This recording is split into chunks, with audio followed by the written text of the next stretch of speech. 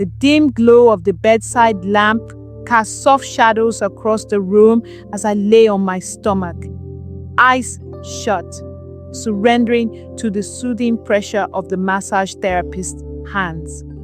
It had been a long and exhausting week, and the tension in my shoulders felt like knots tightening with every passing day. "You're really tense, madam," the therapist Kunle said in a low, professional voice.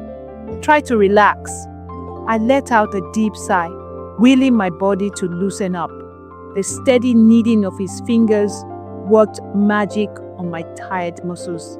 This was exactly what I needed, a moment of peace or an escape from the silent war brewing in my marriage. For months, my husband, Jide, had been different. His love was still there. I could feel it in the way he held me at night and the way he looked at me when he thought I wasn't watching. But there was something else too, an uneasiness, a tension between us that neither of us dared to acknowledge. I knew he loved me, but his jealousy was a fire that burned just beneath the surface, waiting for the slightest breeze to turn it into an uncontrollable blaze. A sharp knock at the door pulled me out of my thoughts. I lifted my head lightly, confused. Jide wasn't supposed to be home yet. Before I could say a word, the door swung open, and there he was, my husband, standing at the threshold, his dark eyes widening as he took in the scene before him. His gaze locked onto me, then darted to Kunle, whose hands were still resting on my bare shoulders.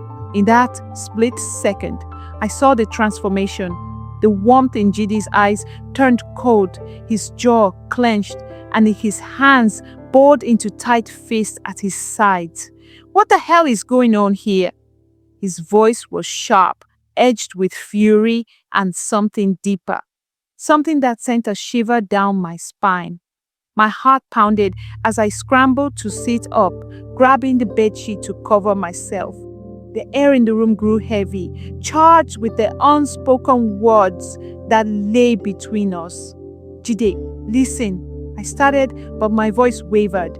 He took a step forward, his eyes never leaving mine. "Tell me, Lara," he said, his voice dangerously low. "What exactly am I looking at?" Kunle quickly stepped back, raising his hands. "Sir, this is just a massage session. I'm a professional." "Shut up!" Jide snapped, his glare searing into the therapist before turning back to me. "A massage? In our bedroom?" I swallowed hard, feeling the walls closing in around me. I had expected relief after my session, but instead I found myself caught in a storm I hadn't seen coming. And in Jide's eyes, I saw something that terrified me. Not just anger, but hurt. Deep, soul-wrenching hurt.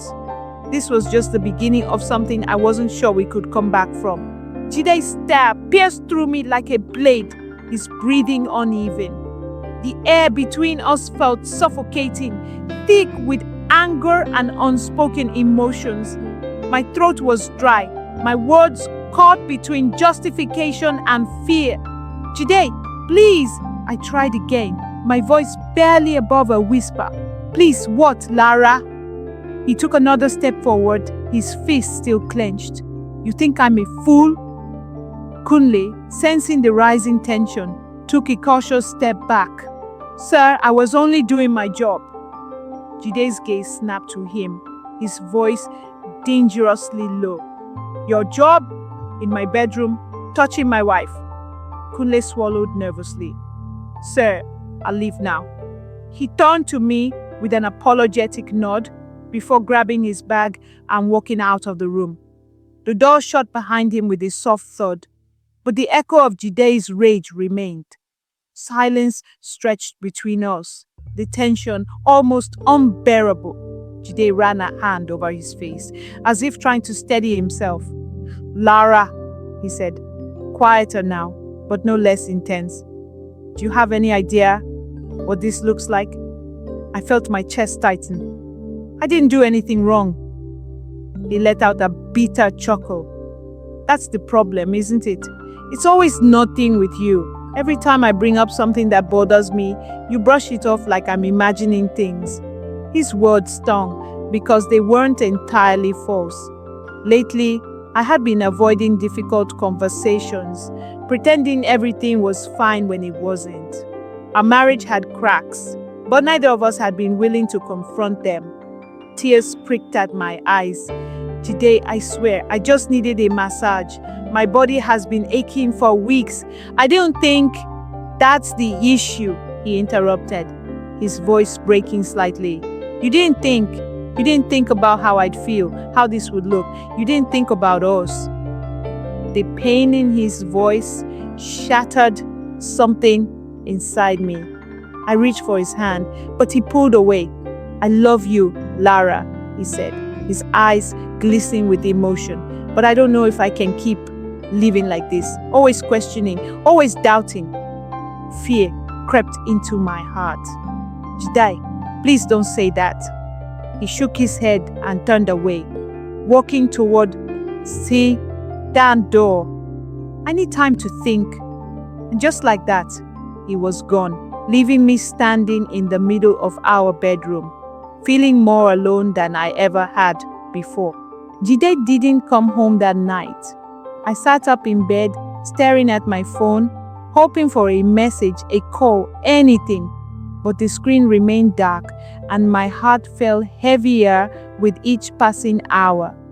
By morning, the ache in my chest had settled into a dull, persistent pain. I forced myself out of bed, moving through the motions of my day like a ghost. I made breakfast, but the food sat untouched. I tried calling Jide, but each attempt went straight to voicemail. Guilt gnawed at me. Had I been so blind to his feelings? Had I taken his love for granted? Jide had always been impulsive, reacting first and thinking later, but I had never seen him this angry, and I feared what that meant for us. The hours stretched on, the silence suffocating. Then, just as the sun dipped below the horizon, my phone buzzed. A message from Jide. We need to talk. My fingers trembled as I typed back. When? A few seconds later, his response came. Tonight, I'm outside. I rushed to the door, my heart pounding. When I opened it, there he was, standing with his hands in his pockets, his face unreadable. And in that moment, I knew whatever he had to say would change everything. Jide stood at the doorway, his silhouette framed against the evening glow. His face was unreadable, his posture tense. My heart pounded in my chest as I stepped aside to let him in. He hesitated for a moment before walking past me into the living room. I closed the door and turned to face him, my fingers trembling slightly. You didn't come home last night, I said softly, my voice barely above a whisper. Jide exhaled sharply. I needed time. Time. That word sent a wave of fear through me. Time to think. Time to decide if our marriage was worth saving. I took a cautious step forward. Jide, please, sit. Let's talk. He shook his head, his hands buried in his pockets. I don't even know where to start, Lara. Do you know how I felt walking into that room and seeing another man touching you? I swallowed hard, my throat dry. It wasn't what you think. I swear Jide let out a bitter chuckle. And what exactly do I think?